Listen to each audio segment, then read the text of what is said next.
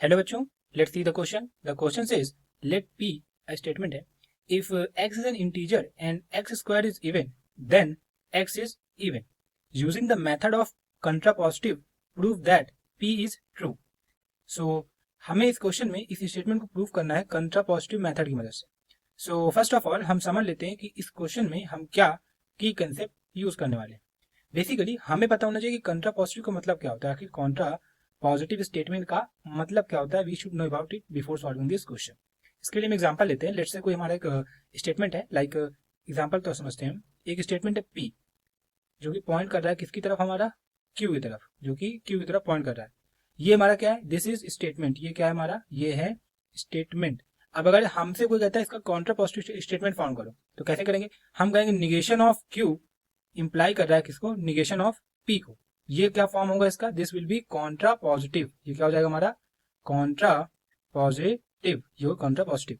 अब Contra positive मतलब ये होता है कि जब कोई एक कह सकते हैं स्टेटमेंट हमारा दूसरे स्टेटमेंट की तरफ संकेत कर रहा हो, या एक स्टेटमेंट का रिजल्ट, आउटकम या इंटरप्रिटेशन हमें दूसरे की तरफ ले जा रहा हो, तब हम वहां पे कॉन्ट्रा पॉजिटिव का यूज करते हैं। तो करने क्या होता है, हम सेकंड वाले जो स्टेटमेंट है उसका निगेशन लेते हैं। वो इंप्लाई करता है पहले वाले स्टेटमेंट के निगेशन का। ऑल दो अगर देखा जाए तो जो हमारा ये स्टेटमेंट और ये, मतलब दोनों स्टेटमेंट हमारे, चाहे वो कॉन्ट्रा पॉजिटिव हो या सिंपल लिखे हो, दोनों के दोनों स्टेटमेंट का तात्पर्य एक ही होता है, मतलब अर्थ एक ही निकलता है, बस उनको बोलने के अलग अलग तरीके होते हैं। अब हम लोग क्वेश्चन में बढ़ते हैं। तो क्वेश्चन हमसे यहाँ क्या बोला हुआ है, हमको दिया हुआ है let P be a statement if X is an integer and X square is even then X is even. यहाँ पे अगर ध्यान से देखें तो हमारा जो पहला वाला पार्ट हो जाएगा स्टेटमेंट का, वो ये है x is an integer and X square is even. दूसरा स्टेटमेंट क्या बन रहा है हमारा, एक्स इज इवन। तो ये इस फॉर्म में बन रहा है, पी इंप्लाइज क्यू के फॉर्म में, लाइक दिस ऐसे ये फॉर्म हो रहा है।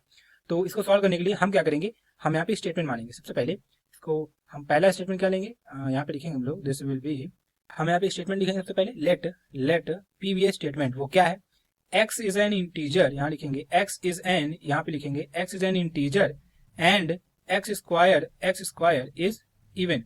हमारा एक्स एक इंटीजर है और एक्स स्क्वायर एक इवन है, ये हमने पहला स्टेटमेंट मान लिया। और दूसरा स्टेटमेंट क्या मानेंगे हम लोग यहाँ पे, कि हम एक्स इज एन इवन, यहाँ लिखेंगे एक्स इज इवन नंबर। हमने क्या किया, जो हमें स्टेटमेंट दिया हुआ था उसको हमने ब्रेक कर लिया, पी और क्यू के फॉर्म में ब्रेक कर लिया। अब हमें इनका कॉन्ट्रा पॉजिटिव बनाना है, तो हम उसके लिए क्या करेंगे, यहाँ लिखेंगे फॉर कॉन्ट्रा पॉजिटिव के लिए हम क्या करेंगे, निगेशन लेंगे। तो हमारा निगेशन ऑफ पी क्या बनेगा, निगेशन ऑफ पी बनेगा हमारा x is an integer, x integer तो है, and X square is not even, x square not even. ये होगा इसका निगेशन। अब निगेशन ऑफ क्यू देखें तो क्या बनेगा, x is not even, X is not even. अब अगर इनका हम लोग कॉन्ट्रा पॉजिटिव फॉर्म करते हैं तो क्या बनेगा, मतलब कंबाइन करके फॉर्म करते हैं। जैसे कि हमें क्वेश्चन के अंदर इन दोनों को कंबाइन करके दिया हुआ तो हमने ब्रेक कर लिया। अब हम इन दोनों को कंबाइन करके कॉन्ट्रा पॉजिटिव स्टेटमेंट लिखेंगे। तो यहाँ पे स्टेटमेंट क्या बनेगा, यहाँ लिखेंगे हम लोग, दिस विल बी, यहाँ पर लिखेंगे हम लोग द कॉन्ट्रा पॉजिटिव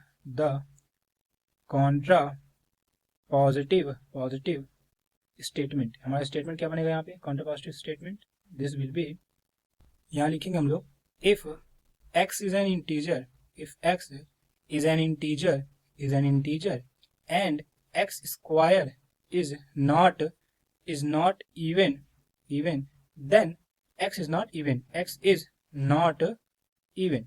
तो ये तो हो गया हमारा इसका कॉन्ट्रा पॉजिटिव स्टेटमेंट। अब हम इसे प्रूव करते हैं। तो प्रूफ के लिए हम यहाँ पे क्या लेंगे, हम यहाँ पे एग्जांपल लेंगे। यहाँ पे मानेंगे लेट कोई हमारा x एक नंबर हो गया, x बी एन, हमें प्रूव करना था कि वो इवन होगा, तो हम उसका जस्ट उल्टा लेके चलेंगे। हम यहाँ कहेंगे कि x कोई ऑड है, नॉट इवन इंटीजर, एक ऑड इंटीजर होगा, नॉट ना कि इवन इंटीजर। अगर एक ऑड इंटीजर है इसका मतलब कि x will be equal to 2 times of n+1 होगा, क्योंकि ये तो क्या है, ये 2 अगर किसी भी नंबर से हम 2 टाइम्स मल्टीप्लाई करते हैं तो वो एक इवन नंबर बन जाता है, और इवन नंबर में जैसे 1 ऐड करते हैं तो क्या बनता है, ऑड नंबर। तो यानी x क्या हो गया, हमारा एक ऑड नंबर हो गया।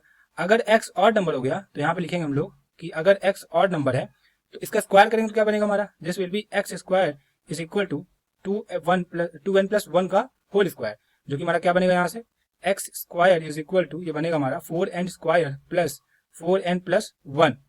अब अगर यहाँ पे ध्यान से देखें तो हमारा ये नंबर क्या था, ये ऑड था। अगर ध्यान से देखें तो हमारा ये नंबर भी ऑड ही बन रहा है। क्यों ऑड बन रहा है, क्योंकि हमारा 4n स्क्वायर क्या होता है, ये भी हमारा इवन नंबर होता है, क्योंकि हमने यहाँ पे 4 से मल्टीप्लाई कर दिया। सिमिलरली यहाँ पे 4 से मल्टीप्लाई किया तो ये भी इवन नंबर हो गया। दो इवन नंबर के साथ इवन नंबर ही होता है। अब यहाँ पे हमने 1 ऐड कर दिया, जैसे 1 ऐड किया तो हमारा क्या बन गया, ये ऑड नंबर बन गया। मतलब हमारा एक्स स्क्वायर भी ऑड नंबर है। तो यहाँ से हम कह सकते हैं thus if x is an integer, अगर x एक इंटीजर है and x square is not even, तो हमारा x भी इवन नहीं होगा, then x is not even.